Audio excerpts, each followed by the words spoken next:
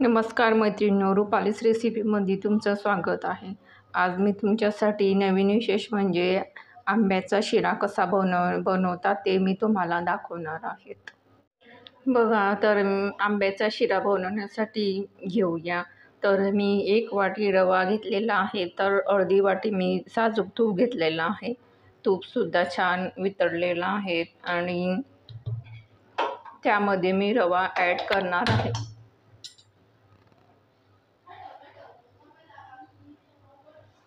बघा, छान असा रवा फुलत आहे, तर म्हणजे तूपसुद्धा छान तापलेलं आहे. तर याला एकजीव करून घेऊया.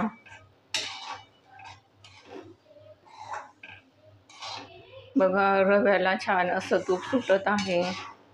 याला असं सतत ढवळत राहायचं, जेणेकरून छान असा रवा भाजला जाईल त्यासाठी.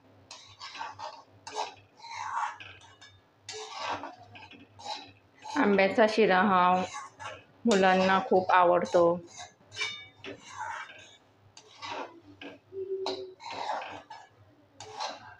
तर रव्याला मी अजून 5 मिनिटं भाजून घेणार आहे.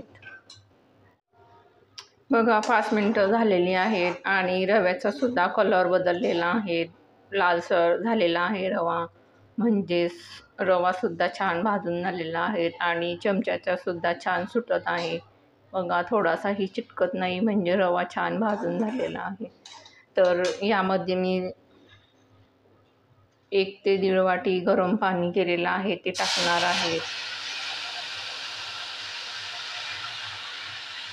बघा, याला छान असं मस्त हलवून घ्यायचं, जेणेकरून रव्याच्या गाठी बनणार नाही त्यासाठी.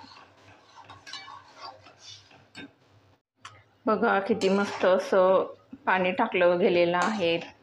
तर मी या रव्याला 1 ते 1.5 वाटी पाणी वापरलेलं आहे आणि बघा, गाठीसुद्धा तयार झालेल्या नाही.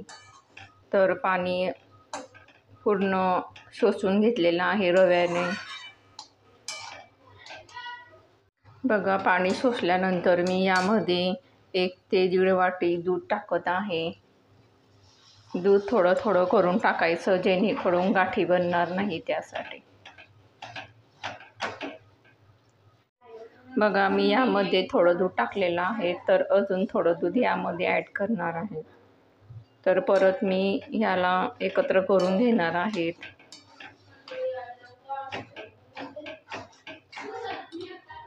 बघा, यामध्ये मी 1 वाटी आणि वरती थोडंसं दूध ॲड केलेलं आहे. तर यावरती मी थोडं 5 ते 10 मिनटं झाकण ठेवणार आहे. बघा, मी शिऱ्याला 5 मिनटं झाकण ठेवून छान असं वाफवून घेतलेलं आहे आणि त्यामध्ये 1 वाटी साखर टाकत आहे.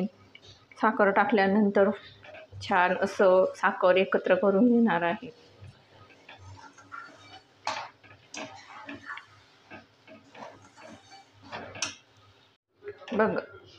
बघा, मी साखर टाकल्यानंतर छान असं एकत्र करून घेतलेलं आहे आणि साखरेचं पाणीसुद्धा छान असं मस्त सुटलेलं आहे. थोडं 5 मिनटं होऊ देऊया. बघा, साखर टाकलेली आहेत आणि साखरसुद्धा छान अशी विरघळलेली आहे. तर यामध्ये मी 1 वाटी आंब्याचा गर टाकत आहे. तुम्हाला वाटत असेल तर तुम्ही अजून यामध्ये ॲड करू शकता आंब्याचा गर आणि छान असं मस्त एकत्र करून घ्यायचं. बघा, मी आंब्याचा गर टाकलेला आहे आणि मस्त असं एकत्र करून घेतलेला आहे. यामध्ये मी जायफळ किंवा वेलची पूड काही वापरलेलं नाही, कारण की आंब्याची टेस्ट लागण्यासाठी मी यामध्ये काहीही टाकलेलं नाही. तुम्हाला जर वाटत असेल तर तुम्ही यामध्ये ॲड करू शकता. बघा, थोडं अजून मी 5 मिनटं यावरती झाकण ठेवून छान असं मस्त वाफ आणून घेणार आहेत. बघा, आंब्याचा शिरा हा तयार झालेला आहे आणि बघा, किती छान असा मस्त दिसतसुद्धा आहे आणि अगदी तोंडाला पाणी सुटेल असा छान शिरा तयार झालेला आहे. तर मी गॅससुद्धा बंद केलेला आहे. आंब्याचा शिरा हा तयार झालेला आहे आणि आंब्याचा शिरा हा तुम्ही नैवेद्यासाठी सुद्धा करू शकता. तर आंब्याचा शिरा हा अगदी लहान मुलांना सुद्धा खूप आवडीने खातात. तर शिरा ही रेसिपी जर तुम्हाला आवडली असेल तर रुपालीस रेसिपी या चॅनलला लाईक करा, शेअर करा, सबस्क्राईब करा. तोपर्यंत धन्यवाद.